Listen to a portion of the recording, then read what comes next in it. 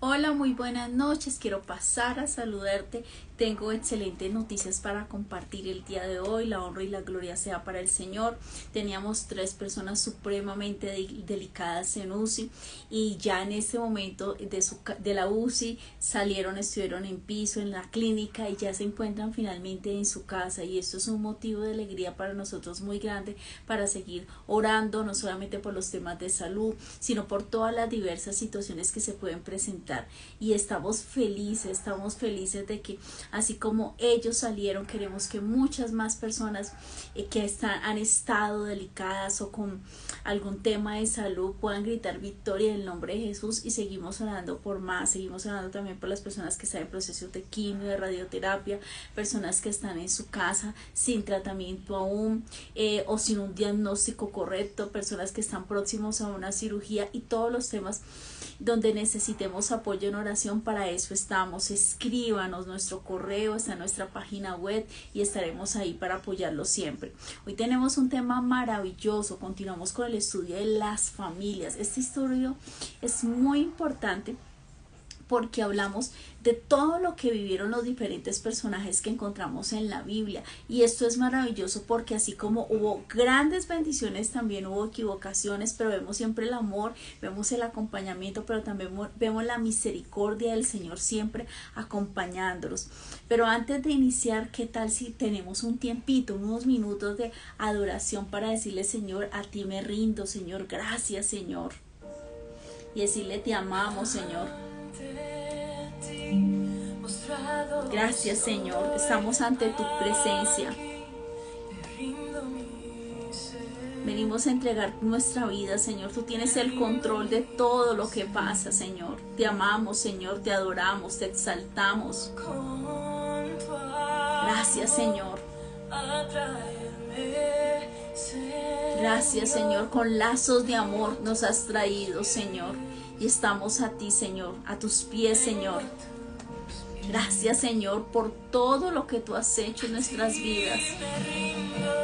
Nos rendimos a ti. Todo lo que somos es porque a ti te ha placido, porque tú eres bueno, Señor. Gracias. Te amamos, Señor. Te amamos, Señor. Gracias, Señor, por tanto amor, por tu misericordia, por tus bendiciones. Gracias, Señor, por tanto, Señor. Necesitamos saciarnos cada día más de ti, Señor. Solo en ti hay vida y gozo, hay esperanza. Gracias, Señor. Te adoramos. Gracias, Señor. Clamamos a ti, Señor. Clamamos a ti, Señor. Te adoramos. Señor, háblame, Señor, dirige mis pasos, mis decisiones. Vengo ante ti, Señor, a darte toda mi vida. Me rindo a ti, a tus pies, Señor. Gracias, Señor. Quiero tener más y más amor por ti, más intimidad, más relación contigo. Te amamos, Señor. Gracias, Señor. Señor, gracias, Señor, porque rendimos nuestra vida a tus pies, Señor, porque tú tienes cuidado de nosotros. Y hoy continuamos más bien con nuestra serie. Mandita, un gran saludo a Popayán, con nuestra serie de José. ¿Quién era José? José es un personaje bíblico muy querido y recordado, pero hoy lo queremos estudiar un poquito más a profundidad, de pronto como usted ya lo ha conocido o lo ha estudiado. José fue el 11º hijo que tuvo Jacob, y la madre de él fue Raquel. Y esto es bien importante tener en cuenta porque dice la palabra que fue la esposa más amada por Jacob. Por esta razón, Jacob también, que luego se cambió su nombre de Jacob Israel, lo amaba más que sus otros hijos. Este tema, esta preferencia en esta familia, trajo una cantidad de problemas, trajo divisiones, trajo envidias, trajo contiendas y casi le cuesta la vida a José. Y es lo que hoy vamos a estudiar. El hecho de que José fuera tan favorecido hizo que sus hermanos se pusieran celosos y llegara a tal punto que consideraron en matarlo, pero finalmente desistieron de matarlo y lo vendieron como esclavo. Entonces vemos cómo la vida de José no fue fácil realmente, fue una vida que a pesar de que tuvo muchas situaciones de dificultad, dice la palabra, y eso me encanta, que lo dice la palabra varias veces en la escritura, y Dios estaba con él. Esto es maravilloso, porque siempre cuando venía una prueba, una dificultad, el Señor decía, dice la escritura, Dios estaba con él. La historia de José inicia cuando una situación muy difícil, él padeció muchas dificultades, muchas penurias. La primera, su madre Raquel murió a los pocos años de edad, cuando él era muy pequeño, no dice la edad, pero era realmente muy pequeño. Eso lo encontramos en Génesis 35, 16 al 20, la muerte de Raquel. Dice que después de que ellos partieron de Betel, había una distancia para llegar a la otra ciudad que era Efrata, y ella dio a luz a Benjamín, y hubo un trabajo de parto, pero ella murió en ese trabajo de parto. Dice que fue sepultada en la región, ahorita en la ciudad que conocemos como Belén. Ese fue el primer evento que tuvo que enfrentar José en su vida, la pérdida a muy temprana edad de su madre. El segundo evento, sufrió el desprecio de sus hermanos por ser el favorito de su padre. Fue vendido como esclavo y llevado a Egipto cuando era muy joven. Mire, esto lo encontramos y es importante entenderlo, la explicación a profundidad. José es favorecido por su padre Jacob, quien le da una túnica de diversos colores. Usted me va a decir, pero tanto problema por una túnica. Le quiero contar qué simbolizaba la túnica. La túnica era de diferentes colores, era una túnica larga y con mangas. Ese tipo de túnica en esa época la usaban los jóvenes y las doncellas de las mejores clases sociales. En el caso de José, esa túnica simbolizaba la primogenitura. Y usted me preguntará, ¿y no era el hijo undécimo, el 11? Sí, pero en el corazón de su padre estaba él por encima de sus hermanos. Entonces empezó un tema de hostilidad, de celos, de envidia, y empezó no solamente por la túnica, sino por una cantidad de eventos que ya le voy a ir contando, que provocó. José también cuenta que a sus hermanos, él tiene 2 sueños, que ahorita los vamos a explicar, donde en los sueños él veía que sus hermanos se inclinaban ante él, y él le contó a su padre y a sus hermanos. Entonces súmele la túnica más los sueños. Entonces eso generó una gran discusión y llevó unas consecuencias de que él lo arrojaron a una cisterna y luego fue enviado como esclavo fue vendido y enviado como esclavo. Entonces tenemos la historia, se desarrolla desde Génesis 37 y dice que él tenía aproximadamente, en el versículo 2, la edad de 17 años. Don Jairo Hugo, un gran saludo a la familia y a Pasto. Estamos hablando de José, de los eventos difíciles. Primero, muere su madre a edad muy temprana. Segundo, por la preferencia, esto generó envidia, generó una cantidad de problemas, de celos y contiendas, y él le da una túnica que era para los primogénitos, y aparte de eso llegan los sueños. Él tenía 17 años. Voy a hacer énfasis en los tiempos para poder entender en qué tiempo, cómo se desarrolla la historia. Entonces, a los 17 años, dice en Génesis 37:2, que él apacentaba las ovejas con sus hermanos. Y también dice en ese mismo versículo que él informaba a su padre de la fama de ellos. Usted se acuerda que en el capítulo anterior que estudiamos la vida de Jacob, como cuando Dina, su única hermana, fue secuestrada, fue violada, etc., ellos asesinaron a todos los varones de Siquén. Entonces ellos ya tenían una fama, y no era una muy buena fama, era una fama comprobable de que eran asesinos. Entonces, ¿qué pasaba? El papá siempre estaba preocupado en qué andaban sus hijos. Entonces él le decía a José, cuéntame qué están haciendo tus hermanos. Entonces Él era el que informaba y decía en el versículo 37:3 lo que yo le decía: amaba Israel a José más que a todos sus hijos, porque lo había tenido en su vejez, y le hizo una túnica de diversos colores. Y vivían sus hermanos y viendo sus hermanos que su padre lo amaba más que a todos sus hermanos, y le aborrecían y no podían hablarle pacíficamente. Mire, cuando en una familia hay varios hijos, hay varios hermanos, se va a presentar el tema de las preferencias. Y yo quiero contar algo. Yo tengo 3 hijos. El segundo de mis hijos se llama Alejandro.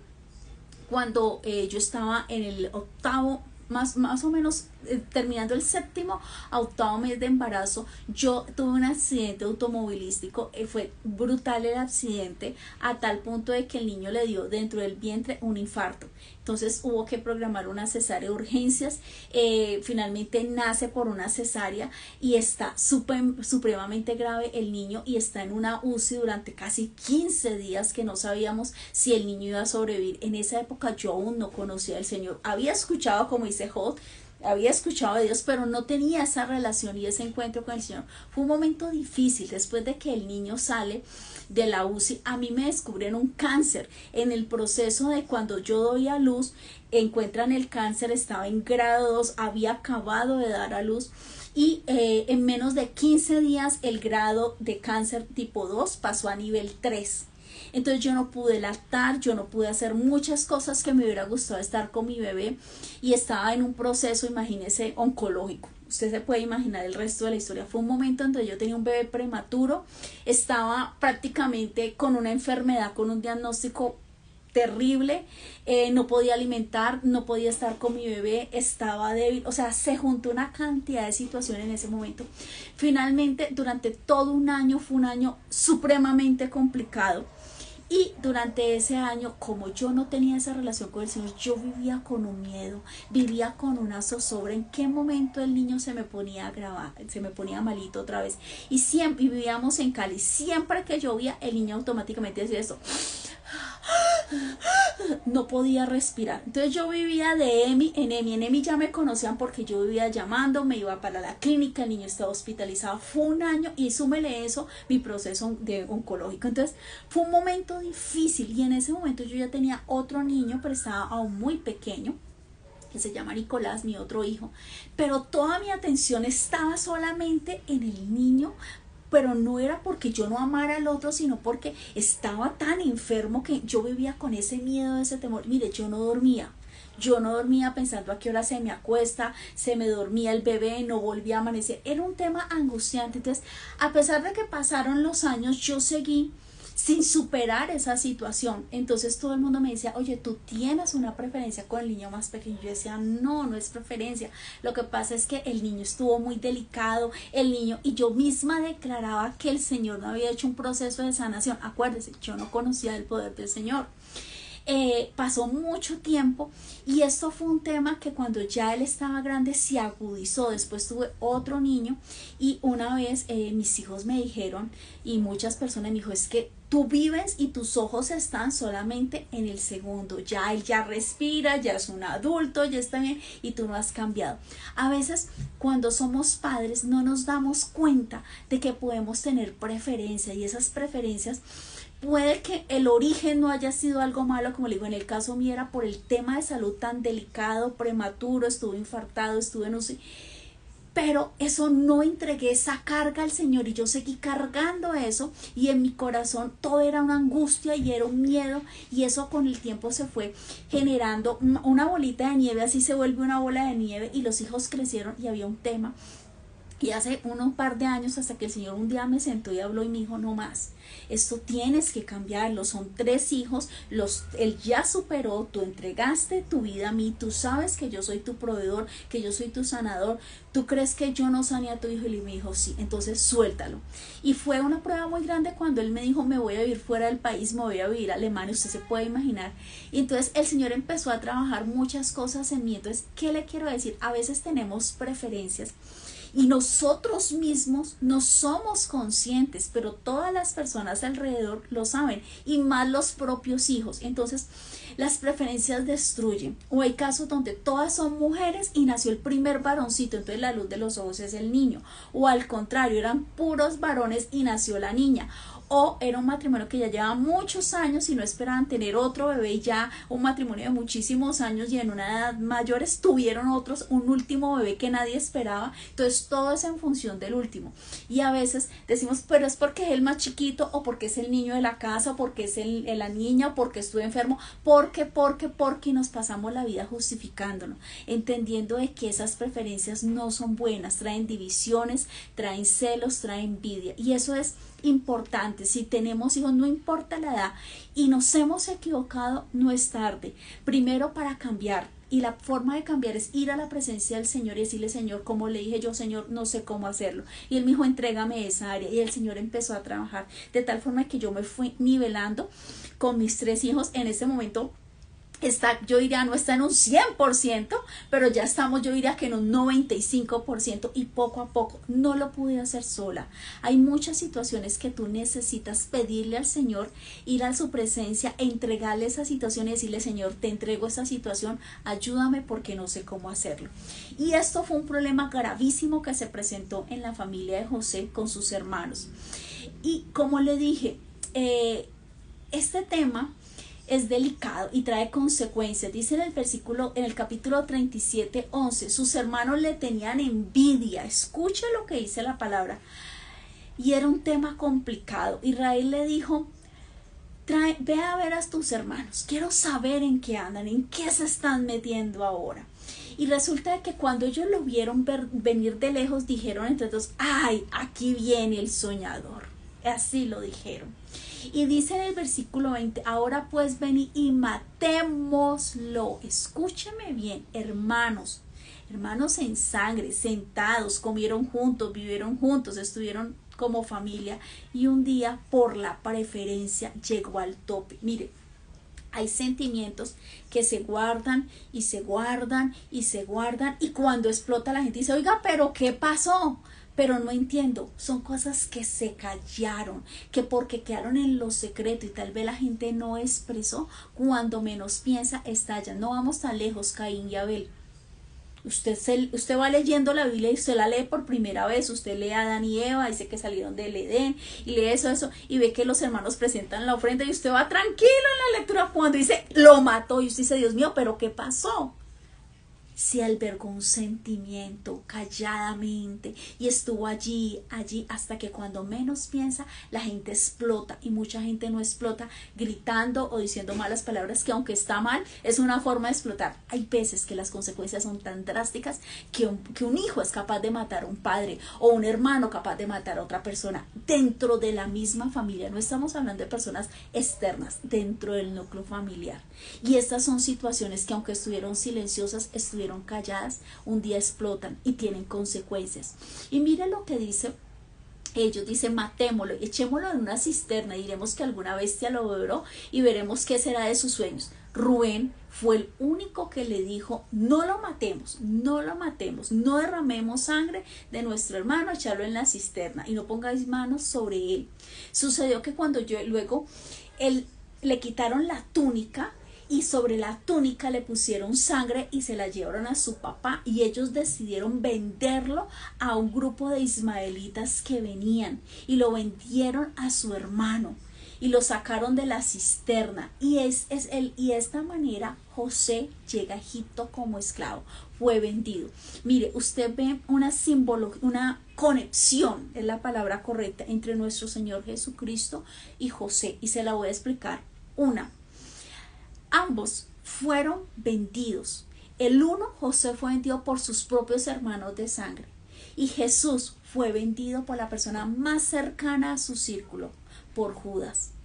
Él fue vendido por monedas de plata, José, sus hermanos recibieron el dinero, y Jesús también fue vendido por Judas. O sea que muchas situaciones de traición, de envidia o celos pueden empezar incluso el del mismo hogar, si en el hogar no se sanan a tiempo los corazones de las personas. Mire, uno como padre tiene que pedirle al Señor todos los días que nos dé su dirección y espíritu de sabiduría y espíritu de revelación para hacer el trabajo más importante de nuestras vidas es ser padres. Si usted es profesional, gloria a Dios, pero un día usted será pensionado, un día usted no va a estar en esa empresa, un día usted puede cambiar de actividad, pero la función que usted nunca va a dejar de ser es padres. Por eso es tan importante dedicarles y hacer las cosas desde pequeños. Tratemos igualmente, con amor, con respeto, con cariño y por igual a nuestros hijos, porque el no hacerlo va a traer reclamos y situaciones muy difíciles. Cuando ellos llegan con la túnica y le dicen a su padre que alguna bestia lo devoró y que José había sido despedazado, Jacob tuvo una reacción que nadie se lo imaginaba. Rasgó sus vestidos, puso cilicio y guardó luto, dice la palabra en el versículo 34, por muchos días. Se levantaron todo el mundo, sus hijos, su hija para consolarlo, pero él no quiso consuelo. Y fue una situación terrible ver a ese padre llorando. Mientras eso está ocurriendo en la casa, cuando él es vendido, él llega a la casa de Potifar. ¿Quién era Potifar? Potifar era el capitán de la guardia del faraón, o sea que era un hombre influyente.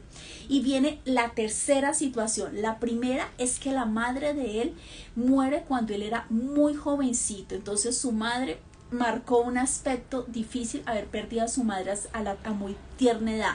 Lo segundo, cuando sufrió el desprecio de sus hermanos por ser el favorito de su padre, fue vendido como esclavo y mandado a Egipto cuando era muy joven, de 17 años.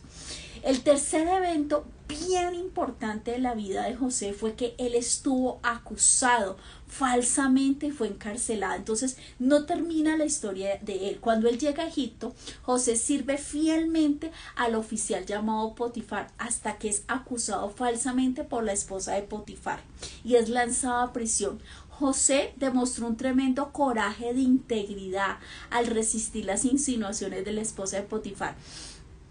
Él dice la palabra que era un hermoso joven de buen parecer y tenía 17 años y era un niño muy lindo.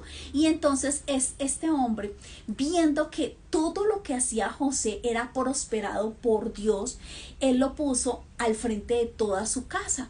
Cuando empieza la esposa de Potifar a acosarlo. ¿Y es que usted cree que el acoso sexual no existió?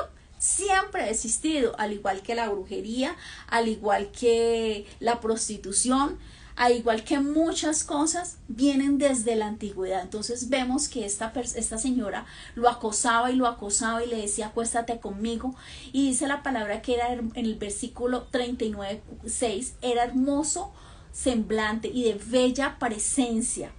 Y resulta que cuando están en ese tema, él ya insiste, y un día ella se le acerca de tal forma que él le dice no, pero él sale corriendo y ella se queda con la vestimenta de él, y esta mujer empieza a gritar y diciéndole, y cuando a todos los sirvientes y a su esposo le dijo que este hombre quería deshonrarlo, o sea que trató de violarla. Como no pudo conseguir nada con José, entonces ella decide vengarse y lo acusa injustamente. Entonces él llega a la cárcel, está más o menos aproximado de 13 años en la cárcel, hasta que José interpreta entran dos personas que eran muy cercanas al faraón, que era el copero, el que le servía la copa de vino al faraón, y el panadero, y él interpreta los sueños de él y son muy exactos la interpretación. Y dice la palabra que él estuvo allí, pero que la persona de la cárcel dice en el versículo 21, pero Jehová estaba con José. Usted va a encontrar esta frase repetidamente en la historia de José, y le extendió su misericordia y le dio gracia a los ojos del jefe de la cárcel. Lo mismo dijo de Potifar. Y dice, el jefe de la cárcel entregó en la mano de José el cuidado de todos los presos que había en aquella prisión. Todo lo que se hacía allí, él lo hacía. El jefe de la cárcel no tuvo por qué preocuparse, él era un sabio administrador, era un hombre que lo que trabajaba con gusto, trabajaba con amor, trabajaba con honestidad, y el Señor siempre lo guiaba a tomar las mejores decisiones. Y dice en el 23, no necesitaba atender el jefe de la cárcel cosa alguna de las que estaba al cuidado de José, porque Jehová estaba con José. Mire que vuelve y lo dice. Y lo que hacía Jehová lo prosperaba. En Génesis 20 resulta que se encuentran con las dos personas que le conté, que él interpreta los sueños del copero y el panadero. Y él le dice en el versículo 14, acuérdate pues de mí cuando tengas ese bien, y te ruego que uses conmigo de misericordia y hagas mención de mí a Faraón, y me saques de esta casa, porque fui hurtado de la tierra de los hebreos, y tampoco he hecho nada para que me pusiesen en la cárcel. Y en Génesis 41 empieza el faraón a tener sueños recurrentes, nadie podía interpretarlos. Y dice que cuando el faraón tiene un sueño extraño e inquietante, uno de los sirvientes recomienda a José como un intérprete capaz, debido a que José interpretó su sueño correctamente. Entonces dice que el sueño consistía en 7 vacas hermosas, y esas 7 vacas hermosas son 7 años, y después habla de espigas hermosas, también representan 7 años en un mismo sueño. El versículo 27 dice también 7 vacas flacas y feas, y subían tras ellas, son 7 años, y 7 espigas menudas y marchitas, y el viento solano, 7 años serán de hambre. El Señor hace una hermosa permite que José haga una hermosa y perfecta interpretación de ese sueño, y él le explica, vendrán 7 años de prosperidad como Egipto nunca ha visto, pero después vendrán 7 años completos de hambruna.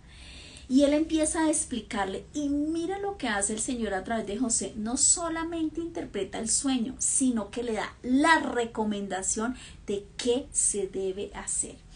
Y dice aquí, haga esto, Faraón, versículo 34, ponga gobernadores sobre el país, quinte la tierra de Egipto en los 7 años de abundancia y junte toda la provisión de esos buenos años que vienen, recoja trigo bajo el mando de la mano de Faraón para mantenimiento de ciudades, y guárdelo, y esté aquella provisión en el depósito para el país para los 7 años de hambre que habrá en Egipto, y el país no perecerá de hambre. Usted me va a decir, wow, qué maravilla, pero ¿sabe? Esta interpretación de este sueño es muy importante cuando usted empieza a conocer el Señor.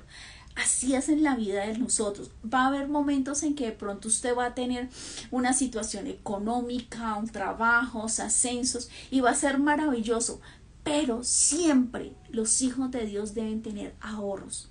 Debe tener como decía mi mamá, guarde, no gastar todo. Hay personas que tienen 10 pesos y se gastan 12 o 14. Puede venir un accidente, Dios no lo quiera, puede venir una calamidad, un luto, una enfermedad, tantas cosas que se pueden presentar en un abrir y cerrar de ojos, y es importante que en las buenas temporadas usted tenga guardadito. Y eso es una enseñanza de la Escritura. Debemos ser sabios administradores, porque mire lo que pasó, por ejemplo, con Cody. Fue una situación que nadie se imaginó las consecuencias. Usted mismo vio cómo ponían afuera de las casas una banderita diciendo no tenemos que comer. Mire, fueron situaciones tan difíciles y fue algo que nadie pensó que iba a ser así. Se cerró absolutamente todo y quedamos en casa. Y muchas personas ni siquiera tenían stock hay cosas que tú puedes tener, enlatados, granos, detergentes, papel higiénico. No estamos exentos de que esto se pueda volver a presentar. Entonces, sea precavido, tenga stock suficiente en su casa, tenga provisión, tenga guardado, sea sabio administrador. Entonces, ¿qué pasa? El Señor dice que Él dijo que no había un hombre más adecuado para esta labor. Decide Faraón poner a José como gobernador de Egipto, es decir, después de Faraón, el segundo en todo Egipto fue José. Ese joven de 17 años que fue vendido como un esclavo, estuvo en una cárcel injustamente 13 años, estaba como esclavo, vendido en la casa de Potifar, calumniado, después llega a una cárcel, y de una cárcel entró, y en un abrir y cerrar de ojos salió como el segundo después del faraón. Mire, el Señor es experto en cambiar una circunstancia. El Señor puede permitir que pasen muchos procesos, y usted me va a decir, oiga, pero ¿por qué José tuvo que vivir todo eso? Muy sencillo. Él tenía que aprender el idioma. Claro, el idioma. Tenía que saber el tema contable, porque eso lo hizo en la cárcel y también en la casa de Potifar. Tenía gente, él empezó a tener primero personas a cargo, después tuvo más responsabilidad dentro de la cárcel. Fueron diferentes procesos donde él aprendió el idioma, la contabilidad, las leyes de Egipto las conocía, las costumbres. Incluso conocía la parte religiosa, aunque él nunca se postró ante ninguna imagen y seguía adorando al Señor, pero conocía todo. Y el Señor permitió en todos estos años que él conociera para poder, en la nación y todo lo que eso incluía, para poderlo poner en el sitio que lo iba a poner. Él no salió de la casa de su padre para montarse como segundo gobernador. Y eso es lo que a veces pensamos en la vida, de que usted sale de esto y salta del 3 al 7. No. Del 3 sigue el 4, el 5, el 6 y llegamos al 7. Son los procesos. Y muchos procesos Dios los permite que vivamos. Pero ¿sabe qué dice la escritura y que me encanta? Dice que Dios siempre estaba con José. Y él, donde lo ponían a trabajar, siempre trabajó con amor. Nunca su corazón se llenó de odio, ni de rabia, ni de venganza contra sus hermanos. Su corazón fue la clave del éxito. A pesar de las circunstancias, él seguía primero creyendo en Dios, segundo no contaminó su corazón con ningún sentimiento negativo y tercero lo hacía con excelencia, sirviendo no para el hombre sino para el Señor. Y entonces vemos que en el versículo 45 llamó el faraón al nombre de José, le cambia el nombre a Safnat Panea y le dio una esposa. Y después José salió por todo Egipto. Y escúcheme bien, era José de 30 años, o sea, de 17, que salió de la casa de su padre un día a cuidar las ovejas y a dar un informe. Llegado aquí a tener 30 años. Fueron mucho tiempo el que transcurrió. Y entonces vemos que cuando este joven llega, cambia su posición, él empieza a ver que ocurre lo que el Señor había dicho en el versículo 54. Comenzaron a venir los años de hambre. Después de que pasó la época de esplendor, que se hicieron los almacenes, se guardó la provisión, no solamente la provisión para Egipto, sino para las naciones cercanas, porque ese tiempo de hambruna no fue solamente para un solo país, fue para todo el continente. Y esto fue algo muy complicado. Y dice que comenzaron a venir los 7 años de hambre, como José había predicho, y hubo hambre en todos los países, mas en toda la tierra de Egipto había pan. ¿Cómo hubo pan? Por José, porque fue un joven que hizo lo correcto, aunque con él no hicieran lo correcto. Fue un hombre que nunca ensució sus vestiduras. Yo no sé si usted está entendiendo la importancia de la santidad, la importancia de ser digno hijo de Dios, la importancia de hacer lo correcto. Y dice que todas las tierras venían a Egipto para comprar a José, porque en toda la tierra había crecido el hambre. Es que no fue 7 días, no fue 7 meses, fueron 7 años de una hambruna total. En Génesis 42, los hermanos de José vienen por los alimentos. Recuerde, él tenía 17 y aquí ya tenía 30 años. Su físico cambió. Él apenas a los 17 años aún no se ha terminado de definir las facciones y todavía está como no ha crecido lo suficiente, la voz, el aspecto físico, la barba. Cuando sus hermanos lo vieron, jamás imaginaron que ese hombre de poder era el hermano que un día habían tirado a una cisterna, que lo habían maltratado, que lo habían humillado y que quisieron matarlo, y que ahorita ese hombre era ese hombre de gran poder. Mire, la vida da tantas vueltas. Y dice, durante la hambruna los hermanos de José vienen a Egipto en busca de comida. Cuando llegan, ellos inmediatamente no saben que ese joven era ahora ese hombre que estaba encargado de Egipto. Y no sabían todo.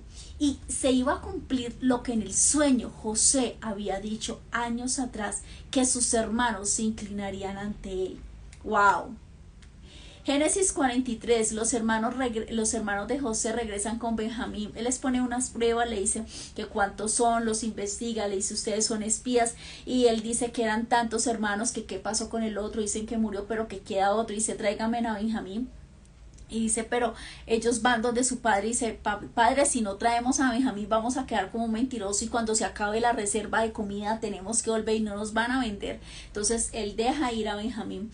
Después él les pone una prueba, coloca la copa de él dentro de los animalitos que llevaban y les devuelve el dinero y por allá son capturados. Y él le dice, este muchacho se va a quedar aquí como esclavo, y todos pelean y dicen, no, pero estamos dispuestos a dar la vida por mi hermano porque no queremos volver a pasar por lo que vivimos cuando murió nuestro otro hermano y nuestro padre jamás tuvo consuelo. Entonces él ve que realmente sus hermanos sí han cambiado y para él era importante darse cuenta si ellos eran diferentes. Después de que sus hermanos descubren que José es el gobernante en Egipto, buscan su perdón. José les dice algo que me impacta. Ahora pues no os entristezcáis si os pese de haberme vendido acá, porque para preservación de vida me envió Dios delante de vosotros. Génesis 45:5. Y José añade, y Dios me envió delante de vosotros para preservaros posteridad sobre la tierra y para daros vida por medio de gran liberación. Génesis 45:7. Mire, esto es maravilloso porque si esto no hubiera pasado, José no llega a Egipto a pesar de la circunstancia en que llegó, no interpreta el sueño, no se hubiera hecho la reserva para los 7 años de hambruna y no solamente hubiera perecido Egipto, sino muchas naciones alrededor. Y lo más importante era no solamente la vida de las personas, sino preservar la descendencia de la cual vendría nuestro Señor Jesucristo. Y acuérdese que el Señor dio una bendición a Abraham. Dijo, en ti serán benditas todas las familias. Y Dios siempre cumple sus promesas. Y ellos son de la descendencia de Abraham. Entonces vemos como Dios es fiel. Génesis 46, Jacob y su familia, mire, yo me imagino esa escena de ese papá volver a ver después de más de 20 años su hijo que él lo daba por muerto. Yo no me imagino ese momento en que ellos se acercan, se abrazan. Cuando él entra, dice que él se echó sobre el cuello de su padre y lloró sobre su cuello y ese abrazo que se tuvieron que haber dado. Entonces él le dice que valió la pena todo lo que atravesaron, todo lo que vivieron, cambió el corazón de sus hermanos. El Señor cumplió su promesa de evitar la hambruna sobre esta nación y sobre cumplir la promesa a Abraham. Hay situaciones que usted va a vivir y usted no entiende el por qué, el para qué. Yo no me lo merezco, esto no es justo. Y uno patalea. Yo no sé si usted alguna vez ha visto a los niños en el supermercado pataleando. ¡Ah! Y uno dice, así a veces, aunque somos grandes, nos comportamos. Y me incluyo. Hace muchos años el Señor me dio una palabra y me dijo que me fuera de Cali. Yo estaba feliz, estaba con el trabajo de mi vida, con mi buen salario, tenía mi vida resuelta y un día el Señor me dice, se va. Y yo, no, y yo no me quería ir y me trajo para Bogotá. Entonces, y yo tuve un año en que yo lloraba, no quería avanzar, no quería ver las nuevas bendiciones y un día me levanté, hijo, y dije, me devuelvo.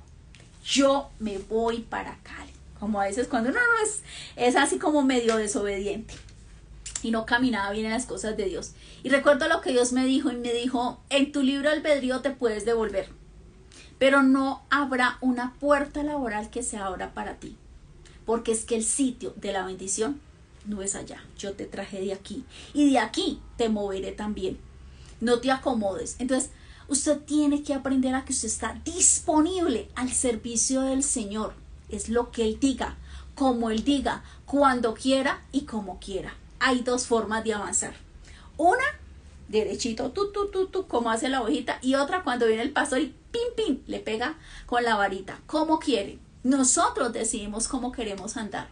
Y esto es importante. Dice en Génesis 47, para ir terminando, que José trajo a su padre, lo presentó a Faraón. Esta parte a mí me parece interesante porque en el tema de los egipcios, especialmente las familias de dinastía, recuerde que entre ellos se casaban, es decir, el padre se casaba con los hijos entre ellos mismos se casaban y tenían hijos.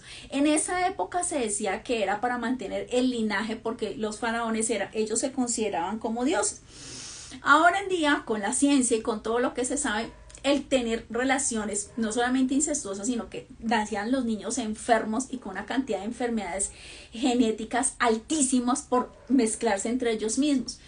Las personas no llegaban a avanzadas edades en Egipto. Cuando el faraón ve a Jacob, él le dice en Génesis 47:8, y dijo faraón a Jacob, perdóname, ¿cuántos son los días de los años de tu vida? Él estaba asombrado porque él nunca había visto una persona de tanta edad, y no solamente de edad, de sabiduría como era Jacob. Él se impresionó al ver a este hombre, y él le responde que él tenía los días de los años, dice que son 130 años la edad que tenía cuando Jacob se encuentra con su hijo. Habían pasado casi 20 años, pero Dios cumple sus promesas. Y también me impacta el versículo 10, donde dice que Jacob bendijo a Faraón y salió de su presencia. Los puso a habitar en una muy buena tierra, que fue la que Faraón les dio a ellos. Finalmente, en Génesis 48, Jacob bendice los dos hijos de José, ya está en lo último, y antes de él fallecer va a bendecir a los hijos, pero él coloca su mano, la mano principal, la mano derecha, la coloca no sobre el primogénito, sino sobre el menor. Y él le dice, no, padre, no es así, estás confundido. Este es él le dice, no, este es el mayor y este es el menor, estás equivocado, padre. Y él le dice, no estoy equivocado. Y le dice, así debe ser. Y le dice, mas su padre no quiso y dijo, lo sé, hijo mío, lo sé, también él vendrá a ser un pueblo y será engrandecido, pero su hermano menor será más grande que él y su descendencia formará multitud de naciones. Y los bendijo aquel día diciendo, en ti bendeciré Israel, diciendo, hágase Dios como a Efraín y como a Manasés. Puso a Efraín antes que Manasés. Tres conclusiones importantes de esta hermosa historia de José. La primera, José, a pesar de todas las situaciones que no fueron buenas, fueron injustas, fueron difíciles, fueron de calumnia, de esclavitud, fue una situación bien complicada, su corazón nunca se llenó de rencor. Él superó todas las pruebas creyendo en su corazón y sabiendo que Dios estaba en su vida y que Dios tenía el control de cada una de las situaciones que él vivía. José ve el fruto de sus lágrimas. ¿Cuándo? Cuando vuelve a ver a su padre, cuando ve a sus hermanos transformados con un corazón diferente. En esos años que José estuvo viviendo procesos, también sus hermanos fueron tratados por el Señor. Él ve la salvación de su pueblo, no solamente de su amado Israel, sino que pudo traer alimento, no hubo hambruna y salvó muchas vidas de muchas personas. Y el poder encontrarse con su padre, eso fue algo maravilloso. Segundo propósito que Dios tenía cuando puso a José en Egipto era interpretar los sueños, librar a muchos de la hambruna, preservar vidas. Eso fue lo que el Señor hizo con José. A través de José, él preservó las vidas de muchas personas y específicamente garantizó el nacimiento de nuestro Señor Jesucristo, su descendencia. Finalmente, Dios bendice a todas las personas a través de José, porque es a través de su familia quien Dios enviaría a nuestro Señor Jesucristo para salvar el mundo. El propósito de Dios era bendecir a José, y cuando José es bendecido, fuimos no solamente él, su familia, las naciones de al lado, sino incluso usted y yo que no habíamos nacido, fuimos bendecidos. Y es maravilloso esto. Nuestro Padre Celestial siempre hace lo mismo. Hay situaciones que tú dices, no hay victoria, yo no veo la victoria. No se trata que la veas. Si Dios dice marcha, simplemente marchamos. Y él fue un hombre que superó todas las circunstancias, José, sin importar lo difíciles que fueran. Nunca murmuró, nunca se quejó, nunca maldijo, nunca permitió que su corazón se llenara de odio y de maldad. Las personas que son guiadas por el Señor, guardadas, protegidas, respaldadas y hacen lo correcto, lo que Dios les manda hacer, son personas que nunca podrán ser vencidas. Y eso es lo más maravilloso que tiene la historia de José. Si tú estás pasando, no sé qué prueba, en tu prueba de tu salud, en la prueba de perder un ser querido, un divorcio, una pérdida económica, una traición, no importa cuál sea la situación, no te enfoques en la situación. Pon tu mirada no en la circunstancia, no en el problema, sino en Jesucristo. Y le, Señor, no sé qué tenga que aprender. Recuerde que las circunstancias no definen quién eres. Forma parte de su proceso. Ni la cisterna, ni la casa de Potifar, ni la cárcel. Esas circunstancias terribles definieron quién iba a ser en las manos del Señor José. Simplemente todo eso que él vivió, por terrible que fuera, forma parte del proceso para llegar a ser el gobernador de Egipto. ¿Qué procesos estás pasando? A veces puede ser un proceso a nivel intelectual, de salud, de muchas áreas. En las áreas económicas, Dios está tratando que seas un buen administrador, está tratando cómo estás siendo como padre, como madre, como jefe, como hermano, te está tratando en diferentes áreas. Siempre el Señor nos está puliendo, no solamente a ti, a mí también. Y siempre, no es lo mismo mi ministerio cuando empezó hace 10 años a como es ahora, ni será igual en 20 o 30 años. Vamos madurando. Los procesos, las pruebas, la vida, la experiencia, todo eso forma parte de lo que Dios está procesando en nosotros. Los propósitos de Dios son perfectos, aunque no los comprendamos, Dios nunca se equivoca. Recordarles, mañana tenemos vigilia, un tiempo maravilloso, de 9 de la noche hasta las 12 en punto, 3 horas, para agradecerle al Señor porque siempre es bueno. Te espero, muchas gracias, comparte el link. Visita nuestra página web y hablemos del Señor y hablemos del amor de Dios cuando tratemos a las personas con amor. Eso es hablar de Jesucristo. Buenas noches. Chao.